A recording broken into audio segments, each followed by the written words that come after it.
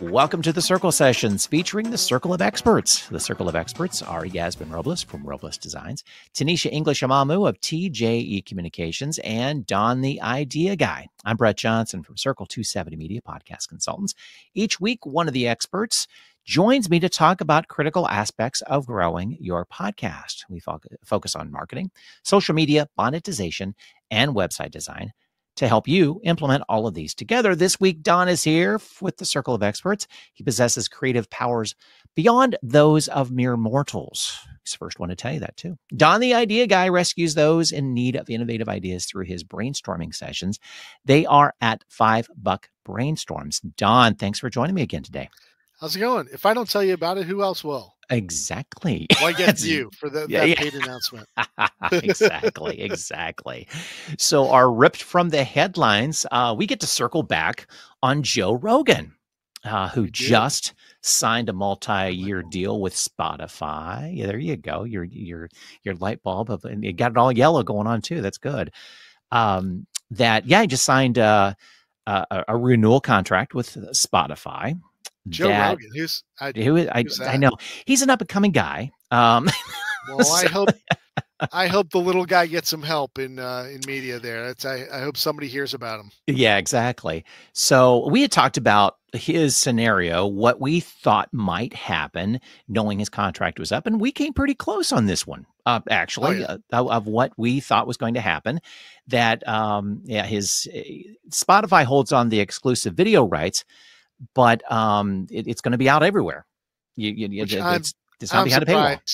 I'm surprised Spotify sunk that amount of money, and knowing that their podcast revenue is down, and they were looking to get out of this original content thing, but they're clinging to Joe Rogan, and if any of the original content stuff, he's the most evocative. So maybe that's why they're keeping him. It's kind of the Howard Stern effect. Exactly. There's two kinds of people listen to Howard Stern: the people who love him and the people who hate him. So Joe Rogan falls into that category. Joe Rogan falls into that, and it seems as though media has those people every once in a while. Rush Limbaugh was that way.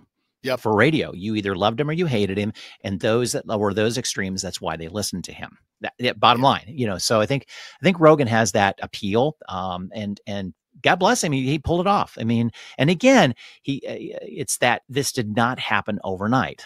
People are going to go, right. Oh, I'm going to be the Joe Rogan. It's like, you got 15, 20 years to invest in it. Sure, you can. This was and longer when you consider that Joe Rogan isn't the same Joe Rogan that started out. He was he used to be on the TV show News Radio. He was a stand-up, not a great stand-up, but he was a decent stand-up. Yeah. Then he went into, comedian actor, and then he was TV reality show host. Then he was an MMA fighter. I mean, and now he's a podcast host. So that's a lot of reinvention to go through. And you can't argue his popularity or success. I mean, he found an audience that likes him and follows him anyway. He's probably due for a biography, don't you think, or autobiography? Which personality? Probably several. I know. I don't know. He's probably due, since he's now in his second long-term contract with Spotify. He can kind of see not the end of the road, but it's like, well, I think P.T. Barnum and Ben Franklin both had multiple autobiographies that they wrote. Yeah, depending on the different parts of their life. So he might be somebody who falls into that category. Why not? But his terms of his deal are interesting. So Spotify is no longer exclusive. They certainly weren't willing to shell it out to be all exclusive. You mentioned they have the video stuff, but they're opening up now. He's going to be on the other platforms. The other platforms can sell ads against it. It's just more money for him. What's the reported dollar figure? The last I'd heard was $250 million. And just before we started recording, you caught an article that said that was probably misrepresented.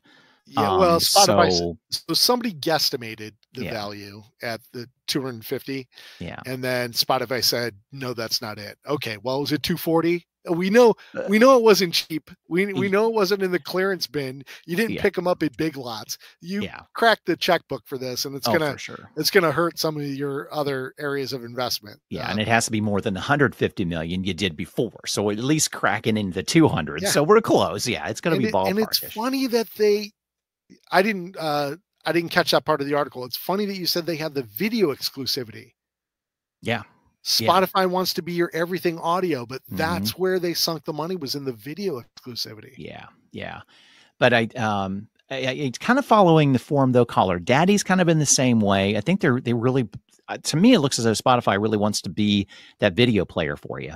They recognize that YouTube, they try to. I haven't seen any YouTube video. I haven't seen any Spotify video. I'm not a Spotify video user either, but it is a thing now. I've had my podcast clients talking about how can I get my video version of the podcast on Spotify. And I think it was that turning on from YouTube that you can get your, podcast on YouTube Music basically, but you can get Is it in the app? I guess I mostly use Spotify's web-based tool, not the app. And I've been using the app and I think it's there, but when I'm in Spotify, I'm not in video mode. Yeah. So it's that, okay, they're going to educate over time to watch video.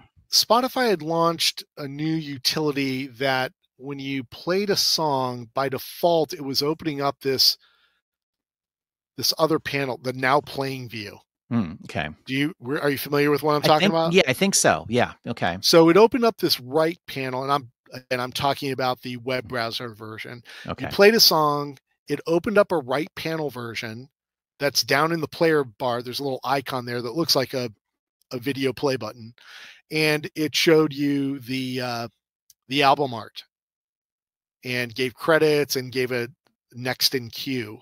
So it was this now playing view, which I didn't like because it took up the screen away from my playlist and I didn't need it.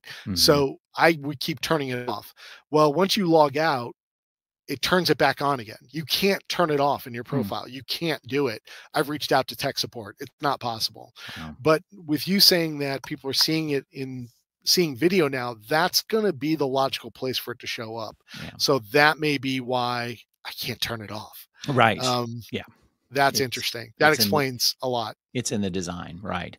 Well, so Caller Daddy is in the news with Spotify as well too. So all these contracts are coming up at the same time, and then at the same time, SiriusXM is upping their podcast and digital game by signing a multi-year agreement with both you're in one of my favorite podcasts. I'm really happy to hear about that.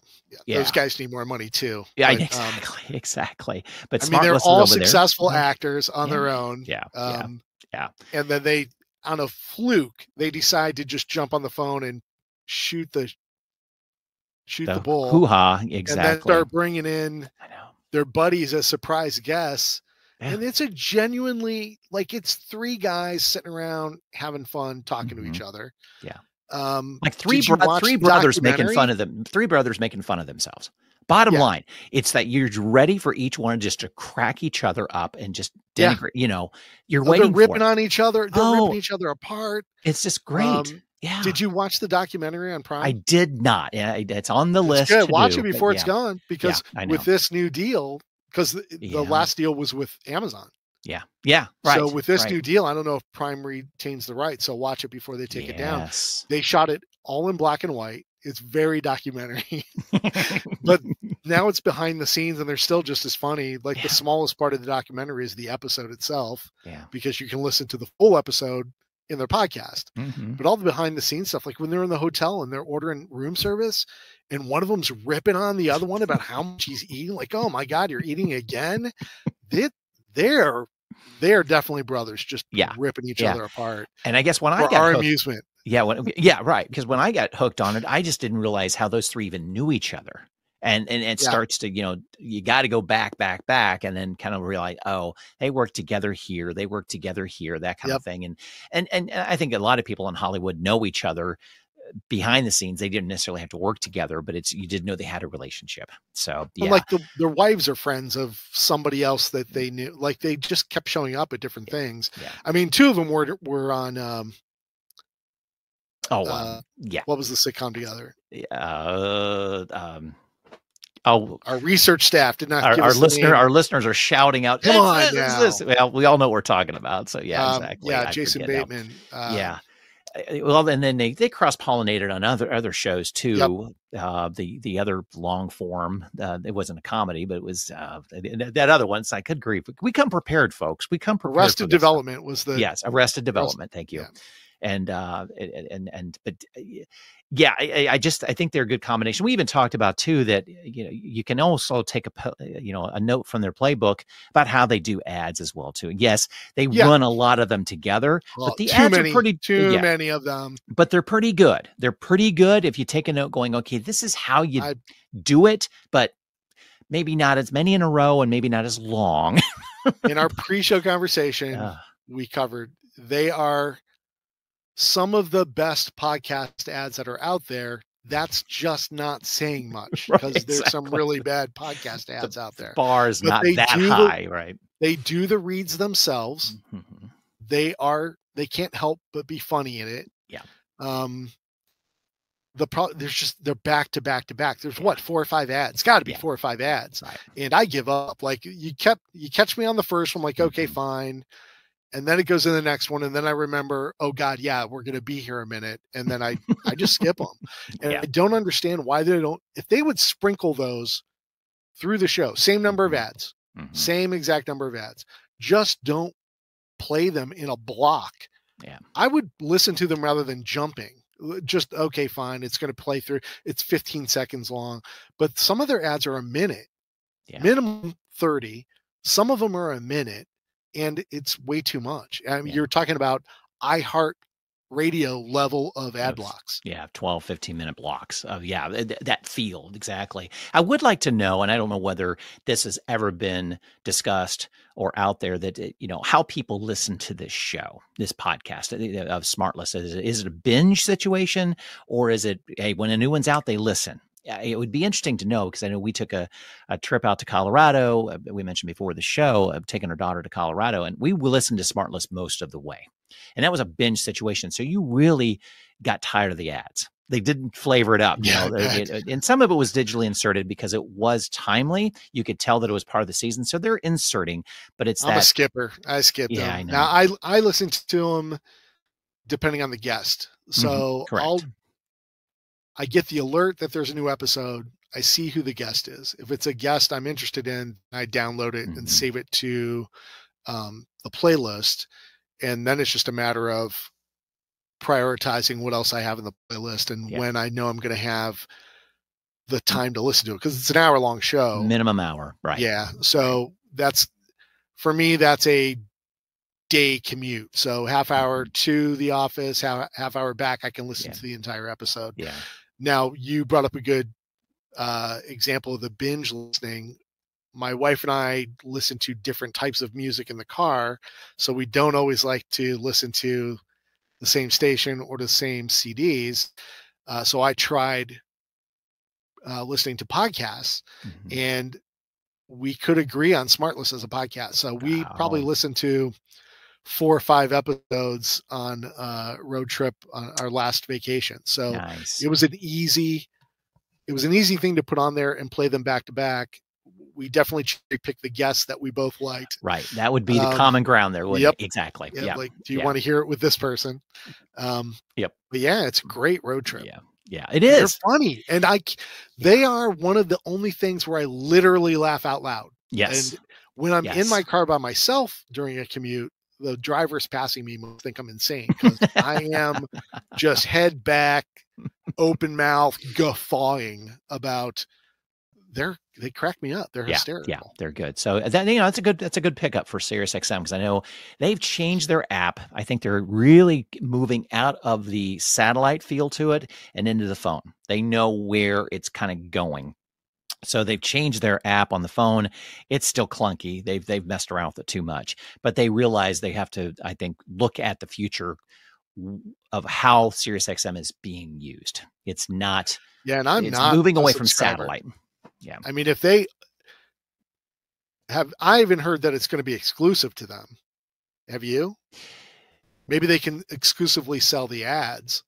Yeah. I don't think they'd want to block listeners. I don't think they'd want to block an audience. Yeah. I don't think it's that. I think it's I think, again, it's that rev share, a little bit of that. There's a lot of little pieces to it. I have to read it again, but I think it's an interesting move how SiriusXM is now kind of cranked up with Crime Junkie, Pod Save America, Conan O'Brien Needs a Friend. They're getting some names. So they're trying to be a serious player with it now. They get it.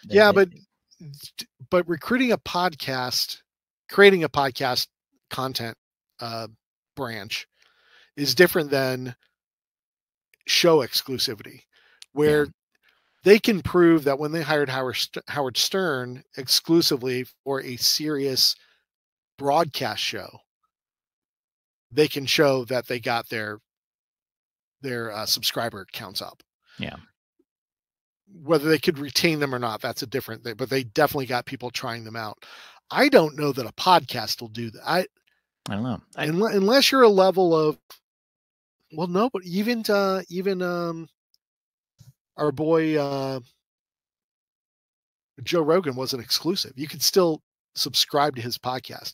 Now it might offer exclusivity for selling the ads in it. Maybe the ads are exclusive. Right. And I think that's what they're talking about. I think at least, I hope so, because if I can't listen to it because it's on Sirius, I'm not going to become a Sirius subscriber. No, I just won't be listening to well, and what's interesting though is that SiriusXM as well as Spotify. Then Spotify's failed at this miserably of creating podcasts. They're buying them, but they're not creating them. They've put all these and that's okay. It just comes down to, they're just gobbling up good ones. SiriusXM is, they didn't create Crime Junkie and Pod Save America and Conan O'Brien. They're just buying talent, and that's okay. They don't have to be a studio. They don't have to be. Right. They're not designed to be a studio. People. Yeah. I wonder. I forget the name of the group that SmartLess was originally in. It was Wonder Media, something like that. Yes, Wondery. Yeah. Mm-hmm. So I think they were going to people and saying, "Hey, you want to make a podcast?" And then they would help them produce the podcast. Correct. And obviously, Netflix and Amazon have both created studios. There's Amazon Studios and there's Netflix Studios where they're creating original content, but they dipped their toe. Originally they were just a place where they collected that stuff and broadcast it. And then they said, "Oh, wait, you guys are producing that? Why don't we buy the exclusive broadcast rights from you?" And now it's a Netflix exclusive. And they could even call it a Netflix production because they helped paid for some of it, but they weren't the studio that was hiring the writer and they were producing everything themselves. They weren't a studio until more recently. And that's the thing they're backing off of now. That's the first thing to go. They're backing off of the original content. Right. So I don't think it's necessarily a bad thing. I like what Spotify was doing with they described it as Spotify audio series. There was a Batman podcast for a while that was like an old school radio shows. Yeah. And that was kind of fun. We actually remarked on a past episode where I was on Max, HBO Max, and played something that I thought was a Flash animated show, and it ended up being a Flash podcast. They did a lousy job of telling people what that was, but the idea of taking that content, because they have all the DC movies on Max, and putting it in there, that was smart. Content wise, the presentation and promotion of it was a horrible fail. Right. Exactly. So yeah, I think that's interesting. And like we said, I think they're recognizing that they're not a production studio. They're just, we're going to get it out because of the number of subscribers, listeners, that sort of thing. So yeah, which is good. You had, come across, I completely missed this. This called Passion Fruit. Talk a little bit about that. Yeah, Passion Fruit. Passion, Passion, but fruit is spelled Froot. You have show notes or something, right? Can't you link this up? Yeah, sure. Yeah, show for notes? Sure. Oh, yeah, for sure. It's passionfruit.me. So let's make it really hard to get to. Exactly. Weird spelling and a weird domain. Yeah. But the cool thing is, this is a community that is created that appeals to creators and brands of just about any kind of content. So if you've got a newsletter, you got a podcast, you have an event, you have a blog, and you have an audience that you want to make available for brands to pitch sponsorships to, this is a great place to set up a media kit page. They have an impressive tool that I like it because it's not fancy. It is pretty straightforward, but it's visually appealing. It's nice and neat and follows a format it's almost a portfolio of creators. And you can only change so many things on the page, which is nice. for somebody who might be a brand who's looking for these things, because you get content blocks where you can tell them about you, the creator, and you can list brands with logos and links of previous brand partnerships you've done promotions with. And then they've got the sections where you break it down based on your audience. Like if you've got a newsletter, you can tell them what your open rate is, what your subscriber count is, click-through rates. Literally list a menu of the things they can buy inside your newsletter. Then you have another piece about your YouTube channel, your subscribers and your views and the average viewing time. I just think it's really cool. There's a get in touch button on there that opens up a very Calendly-like meeting thing where you can set up a time to get in touch. You can just send a message through to reach out to the creator. So there's some gatekeeping going on. The only thing that they don't have clearly labeled on the website is cost. So you can, they have the button that says get started for free, but I can't find a price plan on this website anywhere. But you can get started for free. Right. And then I'm sure they hit with the upgrades. I don't know if it's a membership, flat membership where you're paying a fee. I don't know if it's a cut. They're taking a commission off of any gigs that are booked through it. That's unclear, and they ought to be more transparent about it. But the overall impression of the site for me was really, really positive. Yeah, it's neat. It's got nice click buttons to go through. I think if nothing else, it's a great research tool that you can kind of go and go, okay, this the example we'll give you is Steve the bartender video and podcast, and you can see his stats in regards to the click-through, the open rate, and what he's actually charging for a classified ad or 3 ads and such. So it's kind of you look at it going, oh, okay, my newsletter's not there, but he's asking for that. I could do this, sort of thing. So I would think, the price point, it's got to be competitive with a Patreon feel or those other platforms. So this is a much cleaner, nicer look. But I would think the pricing somehow, maybe it's a scale of, do it this level, and we take X amount of percentage. But if you pay us, we'll take this percentage of every sale or something like that. Yeah, this is definitely going to bear some further investigation for me, because I've got some clients that I could point to this as potential kind of revenue generation. Yeah, and I just like the way it comes across. I hope it's not too punitive. I hope they take a fair share, but not more than what's fair. I don't see them doing a lot of promoting of the site itself. I'd like to see them doing some paid promotion to bring in sponsors. I haven't seen any ads for these guys inside of the sponsorship newsletters, the sponsorship periodicals, kind of the industry stuff. I haven't seen them saying, hey brands, are you looking for content creators? I wish they were doing more of that. I'd really like to see them actively bringing in an audience for these creators, because that would really put it over the top value wise. Yeah, they would. Exactly. So I'll do some digging on it as well. If nothing else, go through the process of just getting some price point, because it's really interesting. It's like you said, as long as it doesn't cost too much, and it's you got to be at a certain level to take a look at this. But talk about some really good examples about how to do it right. If you can try to do it on your own, of the look and trying to sell it on your own. But it's good stuff. So passion for it. I'd also like to see them publicly promote the revenue they've generated for creators. Just put a ticker on the website that, with a money meter, that would be another proof of concept. You don't have to go into releasing how much you made for each creator, but to be able to say you generate over $1 million in revenue for creators, that would be impressive. Yes, it would be. I hope it's not something they just created and it's just sitting out there rotting. I hope this passion fruit isn't just rotting on the vine. You go. I knew where you were going with it. Hey, thank you very much. I'm here all week. There you go. There you go. Exactly. Well, I did an episode of the Circle Sessions a couple weeks ago. I guess it's been as we published this one, talking about some radio stuff. Now, you and I have that radio background. We bring radio in occasionally because we pretty much know what we're talking about. Hopefully, they need the help. Yeah, they need the help. Exactly.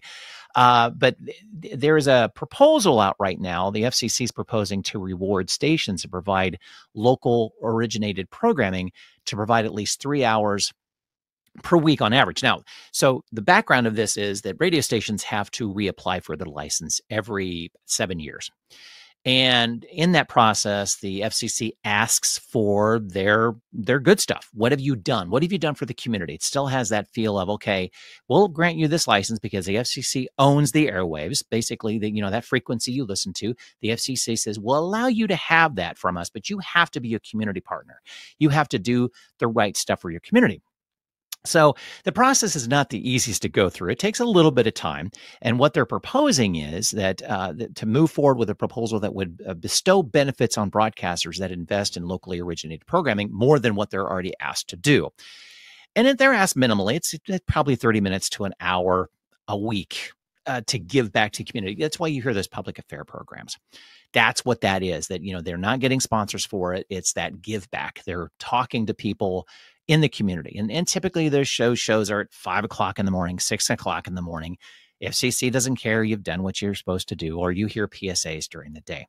So, although the FCC has said that programming does not have to be locally originated to have interest or value to audiences in any particular community, the rulemaking says that the idea that local programming is not valuable enough to warrant the commission attention goes too far. And so it concludes that programming containing at least some locally sourced content is most likely to be responsive to local concerns. Now, what they're saying is that if you up the number of hours that you give to your local community per week, they will push the process of approving your license even faster. So if that's a deal for the station, they just, it's like, hey, I'll give you 2-3 hours a week. Just get my docket through. I want to get approved to get going. So what I saw of this is if there are local stations on a very local level that possibly are going to go, okay, let's do 3 hours of local, but they don't have the personnel to produce local. There could be an opening for podcasters on a very local level. Maybe you have a local podcast, your content is local.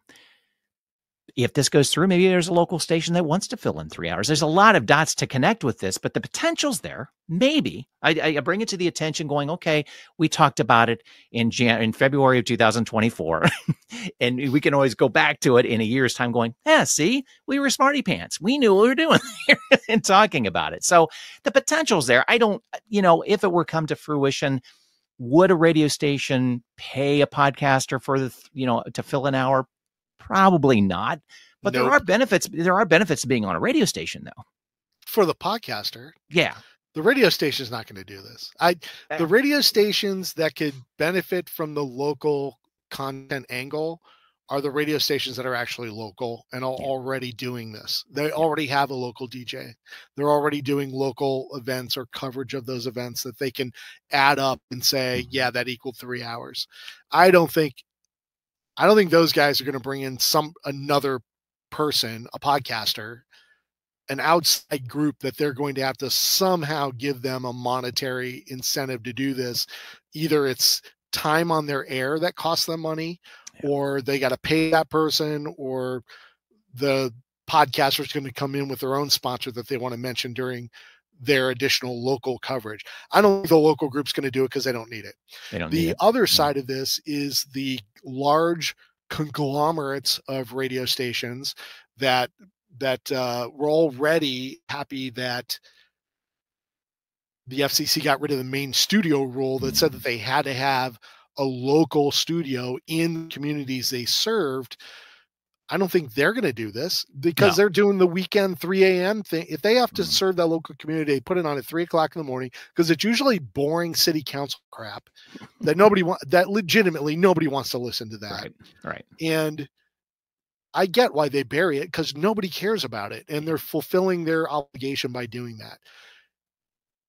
So those guys already have a workaround for this to say, well, okay, let's add another 30 minutes onto our weekly 2-hour broadcast. That'll let us meet the 3-hour monthly one. And now we'll qualify for this. So This is a lot of sound and fury that doesn't equal anything. I don't understand why they're doing it. Yeah. They know who their members are. They know who the FCC stations are. They know they're not going to do this. I don't get it.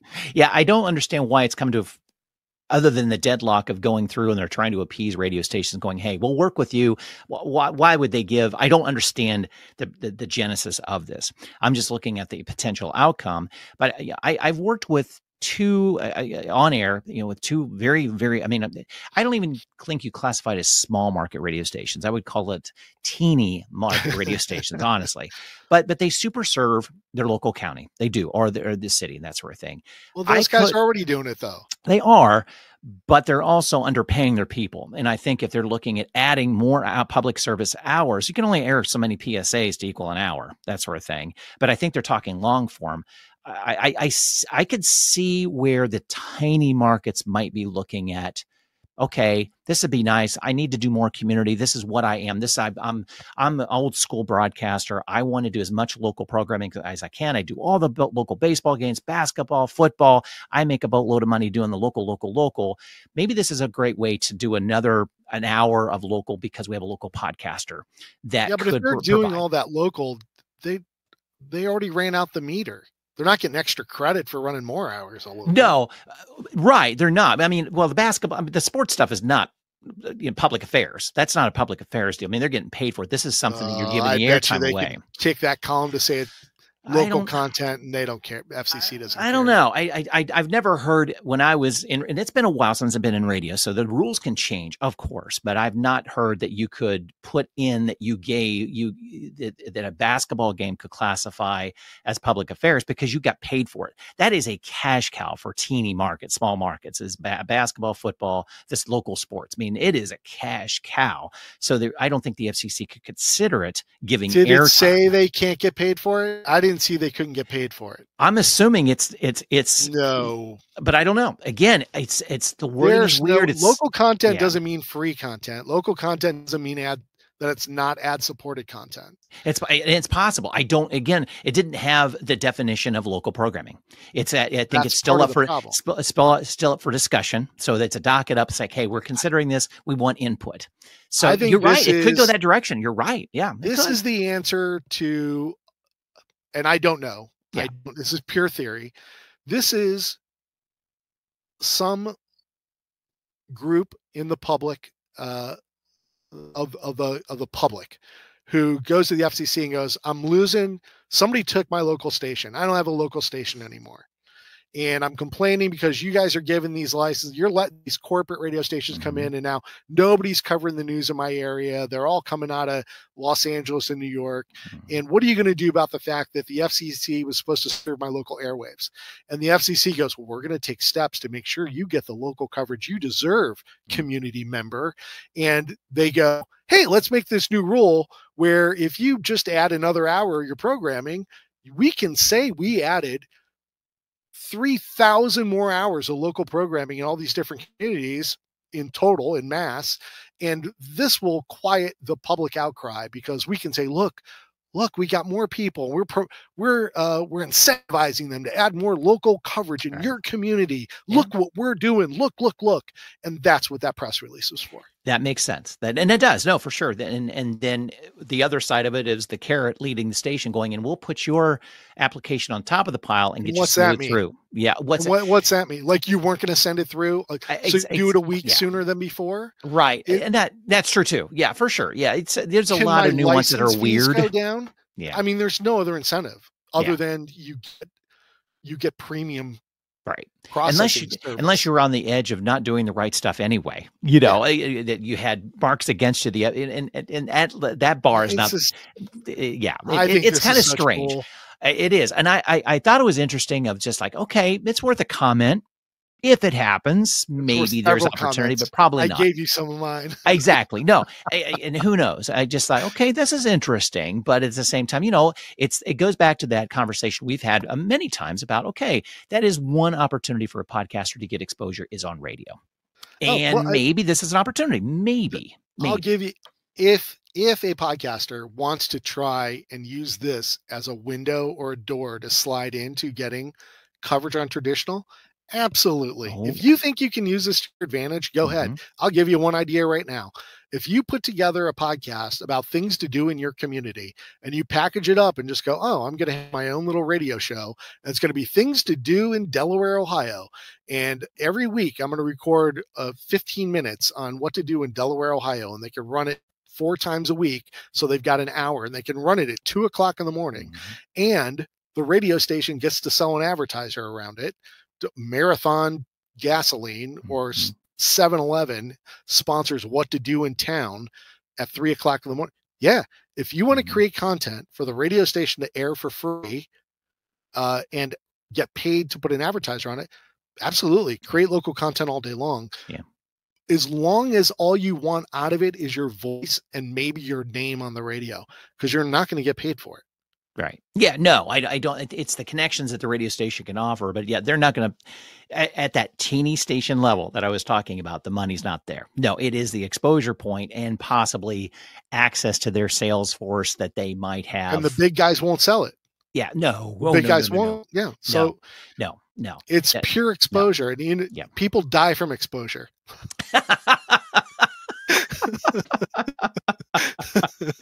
Oh, we could go, man. I like that. Wow, that's a good blog topic. Oh, I wish I could claim credit for that. That's just as a designer, as a graphic designer, you constantly get people going, oh, well, I can't afford to pay anything for this project, but you're going to get great exposure from this. Well, I can't pay my rent with exposure. I've tried. You get arrested for exposing yourself. Did you know that? And you can't, people die from exposure. That's the one. People die from exposure. And the other is exposing yourself is against the law. So when people offer you exposure in return for your services, don't do it. I love it. It's a horrible price. I love it. I was just having a conversation with my daughter about, giving away free service. I printed this off about, sorry. The quote is how to politely say, sorry, I'm not doing that for free. And 4 options.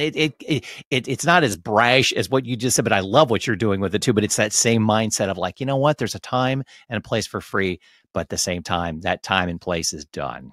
It's rare. It's rare anymore. Yeah. More rare than the people asking you for the free stuff will admit. Exactly. Yeah. I mean, no, but anyway, so you just came up with a great idea in regards to going to a radio station, if that's where you want to go with it. So you got tons of package it up for them, package it up. Right. So you got tons of other ideas. How they want to pick your brain, how to get a hold of you to do just that as a podcaster. Well, they can go to my website at donideaguy.com and pay me for a brainstorm. Right. I do paid brainstorms. I don't do them for exposure. Right. Exactly. And honestly, folks, I've known Don a very long time, and you will get your money's worth from that brainstorm session. Honestly, the ideas until you feel like it was worth it. Yeah, exactly. The exposure will be worth it to him to work with him to get the ideas. You'll walk away with something. He'll get your brain going and thinking about things seriously. It's all about making money. I want my clients to make money too. Exactly. That's what we do. What we do. It is. Exactly. You want to make your business more successful. That's why Brett put together this podcast with the Circle of Experts. Me and my other compadres, we're putting in our weekly time here. We want to help out the audience. We want to help the listeners make more money.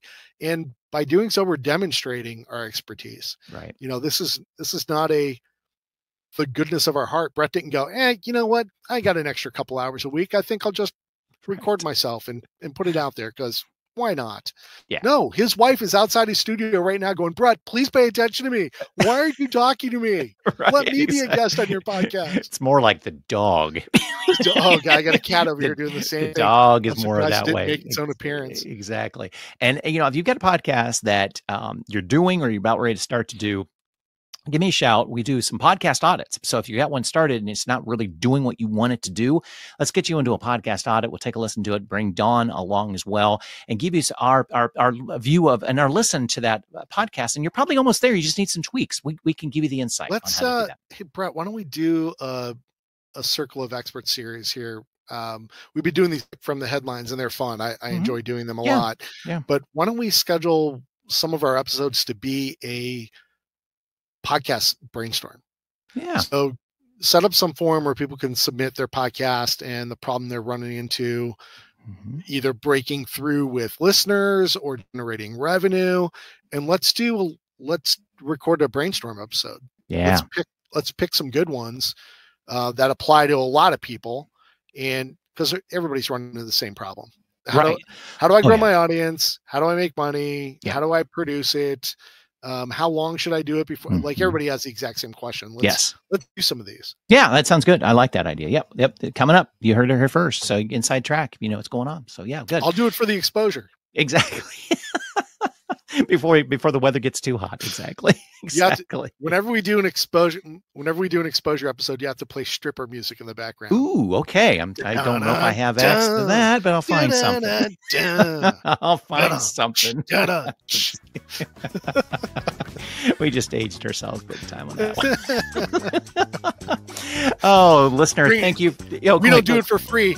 Bring a bunch of ones. Bring a bunch of singles for the brainstorm episode. Please do. Exactly. Thanks for listening, and we will we'll have another episode soon, but we'll bring that idea along. Thanks for listening to the Circle Sessions.